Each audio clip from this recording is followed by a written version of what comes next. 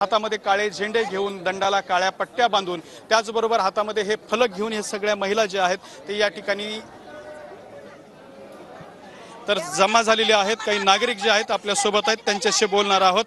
काय भूमिका आहे, काय सांगाल तुम्ही? आज संतोष देशमुख यांच्या कुटुंबियांना न्याय मिळाला पाहिजे या भावनेतून स्वयंस्फूर्तीने सर्व समाज, सर्व जाती धर्माचे लोक, सर्व महिला पुरुष, सर्वच पक्षाचे लोक या ठिकाणी आज रस्त्यावर उतरलेले आहेत। हा जनतेचा उद्रेक आहे। या माध्यमातून आम्ही सरकारला असं सांगू इच्छितो की जर तुम्हाला संतोष देशमुखांना न्याय द्यायचा असेल, या पब्लिकला जर तुम्हाला न्याय द्यायचा असेल, जी पब्लिकची मागणी आहे, तर तुम्ही धनंजय मुंडे यांचा तात्काळ राजीनामा घेतला पाहिजे किंवा त्यांना मंत्रिमंडळातून हकालपट्टी केली पाहिजे। त्यानंतर 302च्या गुन्ह्यामध्ये ज्या ज्या आरोपिताचा कट रचण्यासाठी प्रत्यक्ष आणि अप्रत्यक्षपणे संबंध आहे त्याचे CDR तपासून त्याला तात्काळ 302च्या गुन्ह्यामध्ये सहआरोपी केलं गेलं पाहिजे। महत्त्वाची मागणी आहे। तुमची काय भूमिका?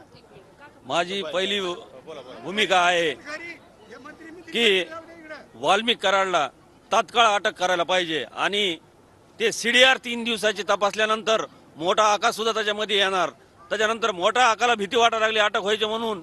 त्याच्यामुळे तुम्हाला सांगतो, आता आमच्या दमानी ताई सुद्धा सकाळी त्यांचं स्टेटमेंट आहे की तिन्ही आरोपीचं मर्डर झाला म्हणून।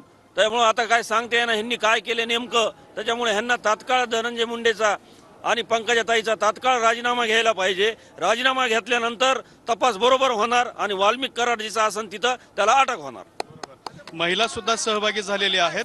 शांतपणे काय आपली प्रतिक्रिया या विषयात? थांबा काका, एक मिनिट बोला। काय प्रतिक्रिया तुमची? मोर्चा आम्ही हा शांततेमध्ये पार करणार आहोत। तर अशा पद्धतीने या ठिकाणी लोक आक्रमक सुद्धा होताना पाहायला मिळतात। पुन्हा एकदा बघू शकतो आपण की मोठ्या प्रमाणात या ठिकाणी लोक जमा झालेले आहेत आणि व्यक्त सुद्धा होत आहेत। काय सांगाल? शांततेत आम्ही हा मोर्चा पार करणार आहोत।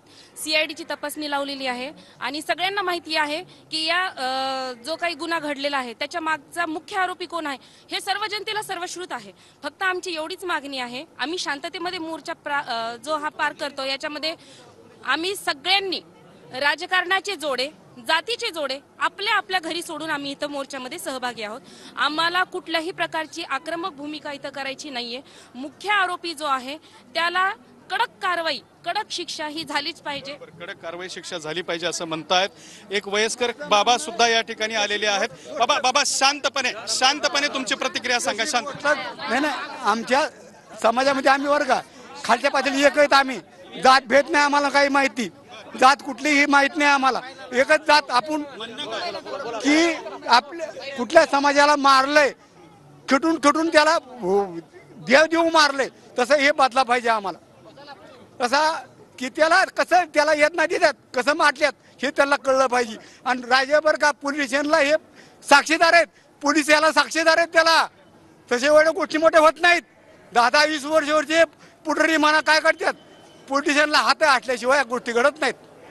बरोबर। आजी तुम्हाला काय वाटतं? अहो, कोणी मास्टर फास्टर आका बका कोण आहेत ना ते तात्काळ अटक करा आणि सर्वांना फाशीची शिक्षा द्या।